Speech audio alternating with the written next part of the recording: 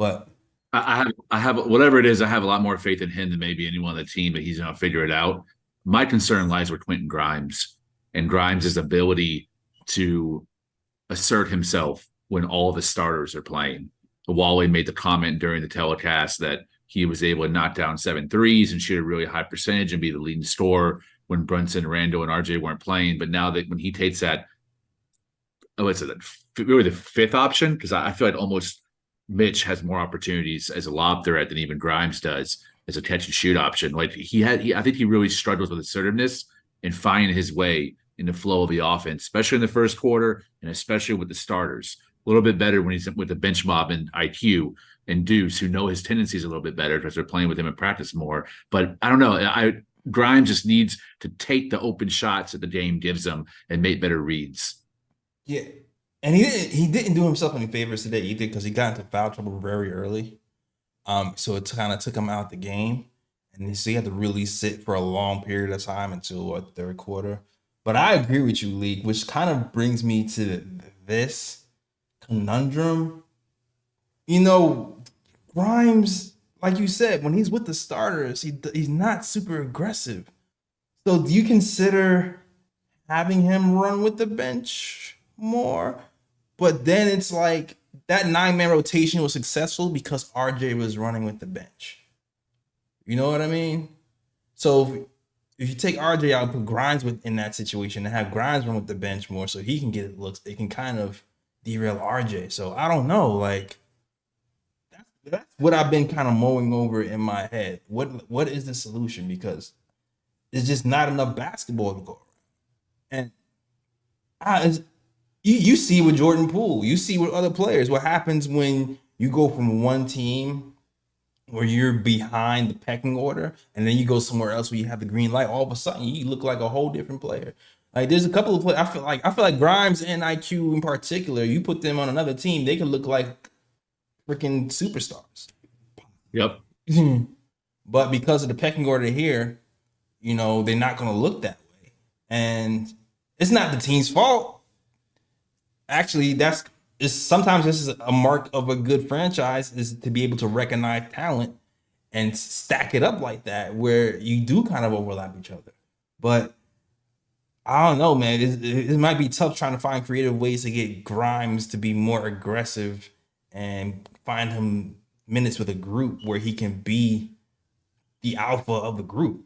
I don't know. It's gonna be tough. I don't think that can y'all still hear me? Sorry, Yeah. Yeah, we can hear you. unplug my camera.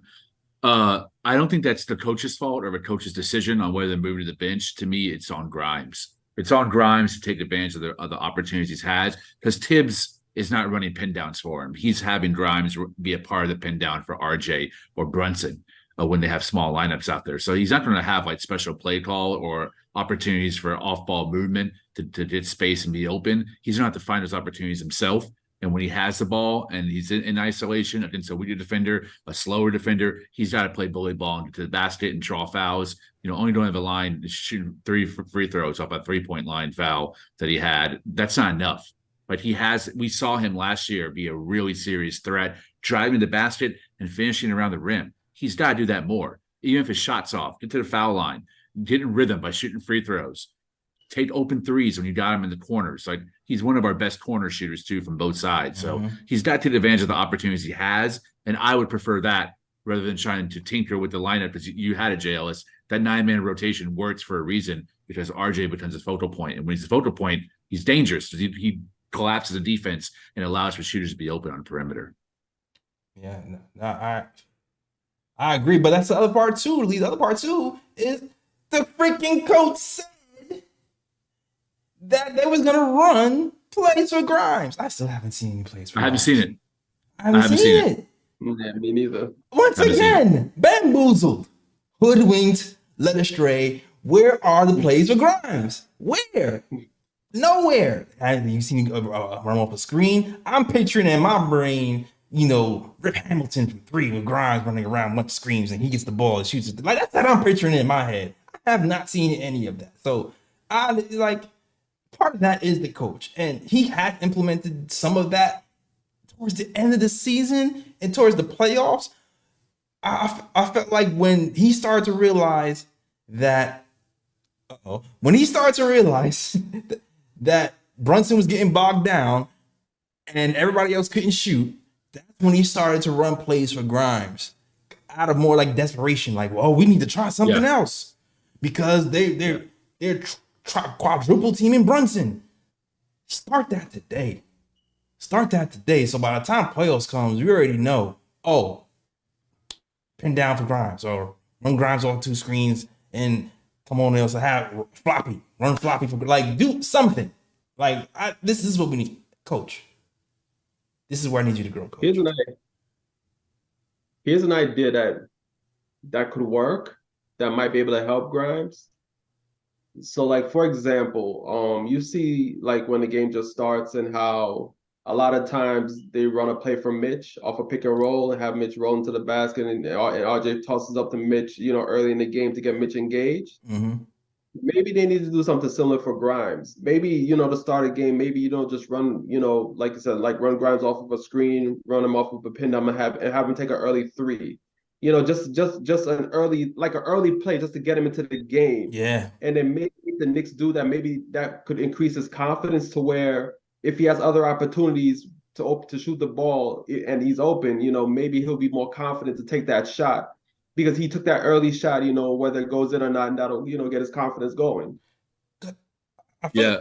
And, he's an odd man out because RJ and Mitch, we've seen them have chemistry since RJ's first year in the NBA. He's always found Mitch better than anyone else and played mates with Mitch better than anyone else in a 2-man game. And Brunson and Randall were one of the highest used pick and roll duos last year. So Grimes doesn't have a partner in crime on offense with the starting unit. He's really out there as the 5th option. And he's out there only when he's the most wide open person if the Nets even have any ball rotation. I saw more ball rotations tonight than I even saw in the playoffs, which was a good sign.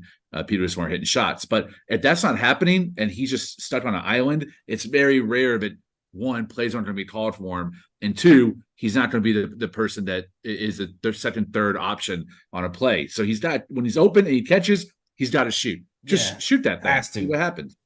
Use what you was using. You was working with JJ Redick for a reason. Use what you was using when you was practicing with JJ Redick. And did you see like the attention? The one time when he was in the game and he had like a little bit of movement, 2 Wizards collapsed on him. 2. Yeah.